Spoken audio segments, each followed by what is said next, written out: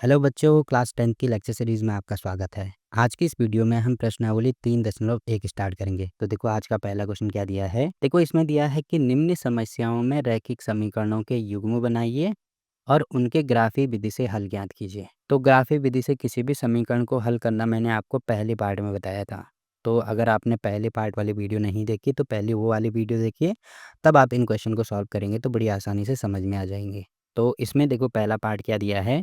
यहाँ पे दिया है कि कक्षा 10 के 10 विद्यार्थियों ने एक गणित की पहेली प्रतियोगिता में भाग लिया। ठीक है। यदि लड़कियों की संख्या लड़कों की संख्या से 4 अधिक हो तो प्रतियोगिता में भाग लिए लड़कों और लड़कियों की संख्या ज्ञात कीजिए। अब देखो सबसे पहले तो हमें यहाँ पे समीकरण बनानी होगी। कैसे बनाएंगे? देखो यहाँ पे हमें दिया है कुल 10 विद्यार्थी हैं। अब देखो ये जो 10 विद्यार्थी होंगे उनमें से कुछ लड़के होंगे और कुछ लड़कियाँ होंगी। ठीक है? जितने भी लड़के हैं और लड़कियाँ हैं उनको आपस में जोड़ेंगे तो टोटल 10 आएगा। तो यहाँ पे लड़के और लड़कियों की संख्या एग्ज़ैक्टली हमें नहीं पता है, तो ये चीज़ हमें माननी होगी सबसे पहले कि माना लड़कियों की संख्या है x। ठीक है? वैसे ही लड़कों की संख्या भी हमें नहीं पता है, तो लड़कों की संख्या भी हम मान लेंगे कि माना लड़कों की संख्या है y। पहली चीज़ तो ये होगी। उसके बाद प्रश्न के अनुसार सबसे पहले हमें ये दिया है कि टोटल 10 विद्यार्थी हैं। मतलब जो लड़कियाँ हैं और जो लड़के हैं, इनको आपस में जोड़ेंगे। तो यहाँ पर मैं लिख देता हूँ x + y बराबर कितना हो जाएगा? 10 हो जाएगा। तो ये हमने बना दी पहली समीकरण। ठीक है।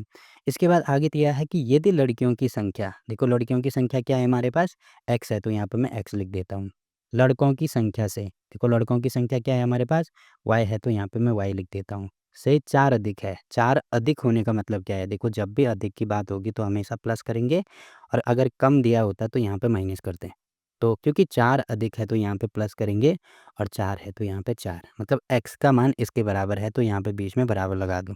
तो ये जाएगा x बराबर होगा y + 4 के। अब इसको y को इधर लेके आओ तो ये हो जाएगा x, यहाँ प्लस है तो इधर आके माइनस हो जाएगा, बराबर होगा 4। तो पहली समीकरण हमने ये बना दी, दूसरी समीकरण ये बना दी।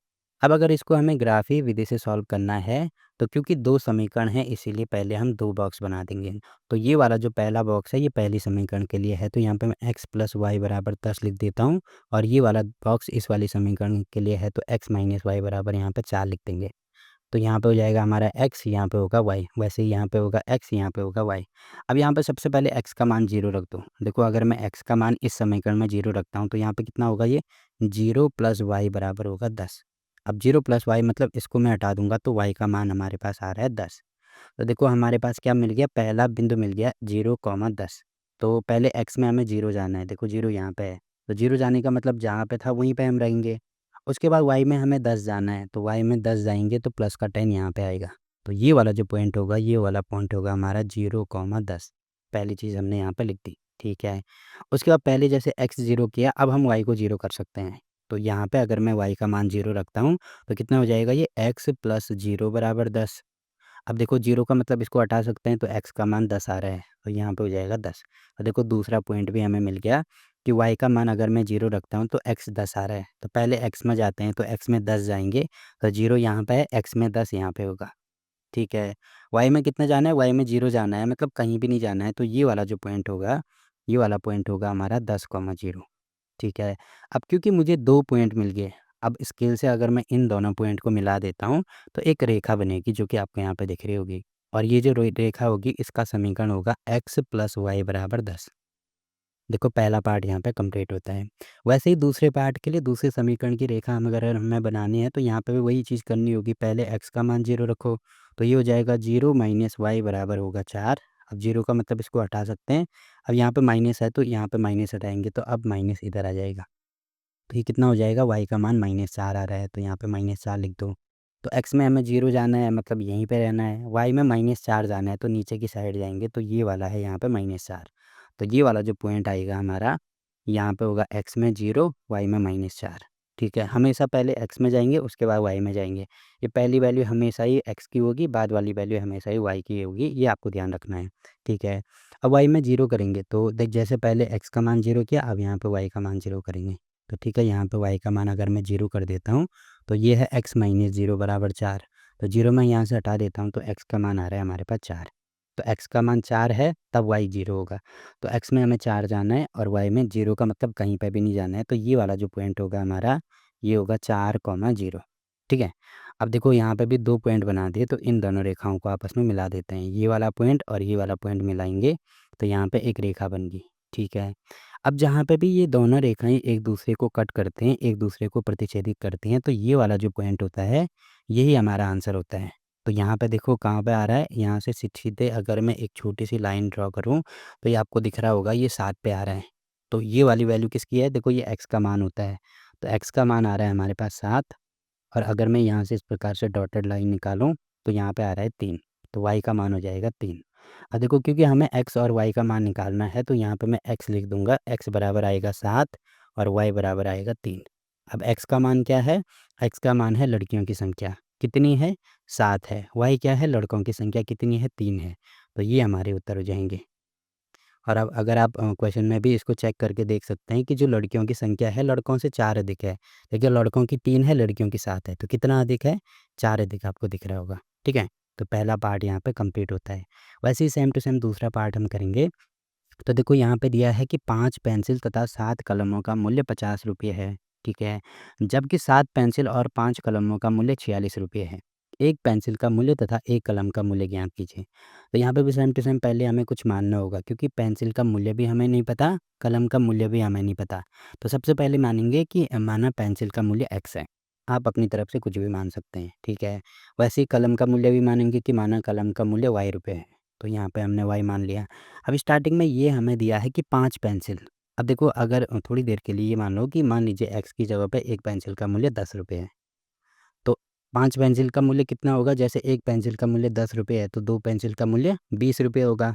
कैसे पता चला? इनको गुणा करके। 3 पेंसिल का मूल्य 10 गुणा 3 करेंगे, 4 पेंसिल का मूल्य 10 गुणा 4 करेंगे, 5 पेंसिल का मूल्य 10 गुणा 5 करेंगे। अब वैसे ही पेंसिल अभी कितने हैं? पेंसिल का मूल्य कितना है? x है। टोटल कितनी पेंसिल है? 5 पेंसिल हैं। तो एक पेंसिल का मूल्य अगर x है, तो 5 का कितना होगा? 5 गुणा x ही होगा, ठीक है? ये चीज़ पहले आपको समझनी है। वैसे ही सेम टू सेम आगे हमें ये दिया है कि 7 कलम। देखो एक कलम का मूल्य अगर y रुपये है, तो 7 का कितना हो जाएगा? 7 y हो जाएगा, ठीक है? टोटल कितना है? 50 रुपये है। टोटल 50 रुपये होने का मतलब क्या है कि जैसे पेंसिल पड़ी हमें, 5 पेंसिल हमें पड़ी 20 रुपये की, और 7 कलम पड़ी मान लीजिए हमें 30 रुपये की। तो टोटल इनको जोड़ेंगे ना आपस में, जोड़ के कितना आएगा? 50 रुपये आएगा। वैसे ही देखो 5 पेंसिल हमें 5x की पड़ रही हैं, 7 कलम है 7x की पड़ रही हैं, और टोटल इनको जोड़ के 50 रुपये आ रहा है, तो यहाँ पे प्लस कर देंगे 50। आई होप कि पहली चीज़ तो आपको यहाँ पे समझ में आ रही होगी ये चीज़, ठीक है? तो पहली क्वेश्चन हमने बना दी। वैसे ही सेम टू सेम अब आगे दिया है 7 पेंसिल। तो पेंसिल का मूल्य 1 का x है, तो यहाँ पे हो जाएगा 7 पेंसिल का 7x हो जाएगा। 5 कलम, देखो एक कलम का मूल्य y रुपये है, तो 5 कलम का 5y हो जाएगा, और इनको भी मिला के टोटल कितना आ रहा है? 46 आ रहा है, तो यहाँ पे मैं 46 कर देता हूँ, तो ये हो जाएगी हमारी इक्वेशन 2। अब ये चीज़ हमने कहाँ से लिखी? प्रश्न के अनुसार लिखी, तो यहाँ पे लिखना होगा ये चीज़ कि हमने प्रश्नानुसार ये सारी चीज़ें यहाँ पे की हैं, ठीक है। अब देखो हमने समीकरण तो बना दी, उसके बाद हमें इनका मान निकालना है, तो क्या करेंगे? सबसे पहले 2 बॉक्स बनाएँगे। तो ये जो पहला वाला बॉक्स है, ये पहले समीकरण के लिए है, तो 5x + 7y बराबर हो जाएगा यहाँ पे 50, और ये दूसरे समीकरण के लिए है, तो 7x + 5y बराबर हो जाएगा यहाँ पे 46। अब यहाँ पे लिख दो x, यहाँ पे लिख दो y। अब एक बार x का मान 0 रखेंगे, तो यहाँ पे हो जाएगा 0, ठीक है? अब x की जगह पे 0 रखेंगे, तो ये तो पूरा 0 हो जाएगा, प्लस यहाँ पे हो जाएगा 7y बराबर ये हो जाएगा 50। अब देखो 0 हटाएँगे यहाँ से, तो 7 को नीचे लेके आएँगे, तो y बराबर हो जाएगा हमारे पास 50/7। तो यहाँ पे हमारी वैल्यू हो जाएगी 50/7। अब इसको और आगे सॉल्व करेंगे, तो कितना आएगा? लगभग 7 7 49, मतलब 7.1 के बराबर ये आएगा। अब देखो पहले तो आपको ये ध्यान रखना है कि x में हमें 0 जानना है, तो 0 यहाँ पे है। उसके बाद y में 50/7 कहो या 7.1 कहो, बात तो एक ही है। तो देखो 7 कहाँ पे है? 7 यहाँ पे है। अब 7.1 मतलब 2, तो 4, 6, 8, 10, तो 2 2 का गैप है, तो 7.1 इनके बीच में आएगा यहाँ पे कहीं। तो यहाँ पे मैं लिख देता हूँ, ये वाला जो बिंदु होगा, पहले x की वैल्यू आएगी जो कि 0 है, फिर y की वैल्यू आएगी जो कि 50/7 है। पहली कंडीशन या पहला बिंदु हमने लिख दिया। अब जैसे पहले x 0 किया, अब y को 0 कर दो। तो y अगर यहाँ पे 0 होगा, तो ये कितना आएगा? ये आएगा, देखो यहाँ पे मैं इसको लिख देता हूँ, तो ये हो जाएगा 5x + 7 × 0 = 50। तो ये तो पूरा 0 ही होगा, तो इसको मैं लिख सकता हूँ, जो x का मान है 5 को नीचे लेके आओ, तो ये हो जाएगा 50/5। 50/5 मतलब ये टोटल 10 आ रहे हैं। तो अगर y 0 होगा, तो x का मान आ रहा है 10। तो बिंदु कौन सा हो गया? एक्स में पहले हमें 10 जाना है, तो ठीक है, एक्स में 10 जाएँगे तो 10 यहाँ पे है। उसके बाद वाई में 0 जाना है, मतलब यहीं पे हम रहेंगे। तो ये वाला जो पॉइंट होगा ये होगा हमारा 10, 0। अब क्या करेंगे, ये जो दोनों बिंदु हैं इनको आपस में मिला देंगे। तो एक लाइन बन जाएगी जो कि मैंने यहाँ पे लिखी है। अब ये कौन-सी लाइन है? 5x + 7 y = 50 की लाइन है। तो पहला पार्ट यहाँ पे कंप्लीट होता है। वैसे ही यहाँ पे x और यहाँ पे y लिख दो। अब देखो यहाँ पे भी पहले x का मान 0 करेंगे, तो ये कितना होगा? ये तो 0 होगा और यहाँ पे आ रहा है 5 y बराबर ये होगा 46। तो y का मान आएगा हमारे पास 46/5। तो 46/5 मतलब 5 से अगर मैं इसको काटूँगा तो 9.2 के बराबर आएगा ये लगभग। तो यहाँ पे पहले मैं लिख देता हूँ 46/5 ही होगा, जो कि 9.2। देखो x में हमें 0 जानना है तो 0 यहाँ पे है। वाई में 46.5 हमें जाना है। 46.5 नहीं, सॉरी, 46/5, जिसको 9.2 लिख सकते हैं। देखो 9 यहाँ पे है और 2, देखो 2 को 2 का गैप है, 2 2 4 2 6 2 8 और फिर 10 आ रहा है। मतलब यहाँ पे ये वाला जो पॉइंट होगा ये होगा हमारा किसका? एक्स में 0 और वाई में 46/5। ठीक है। वैसे ही आप वाई का मान 0 रखेंगे तो यहाँ पे कितना हो जाएगा? देखो अगर मैं वाई का मान 0 रखता हूँ तो ये हो जाएगा यहाँ पे 7x + 0 = 46। तो यहाँ से x का मान निकालेंगे तो x बराबर होगा 46/7। 46/7 लिखो, या इसको और आगे अगर मैं सॉल्व करना चाहूँ तो 7 से काटेंगे इसको तो ये 6 बार जाएगा, 7 छक्के 42, फिर कितना बचा? हाँ, 4 बचेगा। तो लगभग कितना हो रहा है हमारे पास? ये 40 होगा तो लगभग 5 के बराबर हो रहा है। तो 6.5 देखो कहाँ पे है? x में पहले 6.5 जाना है। तो 2 2 4 1 5 लगभग यहाँ पे आएगा और फिर y में 0 जाना है, मतलब ये वाला पॉइंट होगा। ठीक है?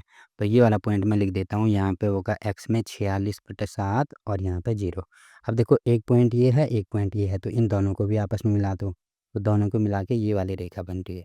अब इसका आंसर क्या होगा? पहले जो एक्स्ट्रा चीज़ें हैं वो सारी मैं मिटा देता हूँ यहाँ से। तो देखो जहाँ पे ये एक दूसरे को कट कर रहे हैं, देखो एग्ज़ैक्टली ये वाले पॉइंट पे एक दूसरे को कट करेंगे।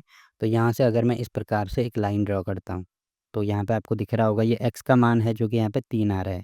तो ये हो जाएगा हमारा 3 और y का मान यहाँ पे आपको दिख रहा होगा, इस प्रकार से लाइन ड्रॉ करेंगे तो 5 आ रहा है। तो 3, 5 हमारा उत्तर होगा। देखो पेंसिल का मूल्य x माना है तो यहाँ पे हम लिखेंगे x बराबर होगा 3 और कलम का मूल्य y माना है तो यहाँ पे हम लिखेंगे y बराबर होगा 5। तो लास्ट में ये चीज़ लिखनी भी होगी, इसीलिए पेंसिल का मूल्य है 3 रुपये और कलम का मूल्य है 5 रुपये। ठीक? तो देखो दूसरा पार्ट भी यहाँ पे कंप्लीट होता है। अब देखो अगला क्वेश्चन क्या दिया है इसमें।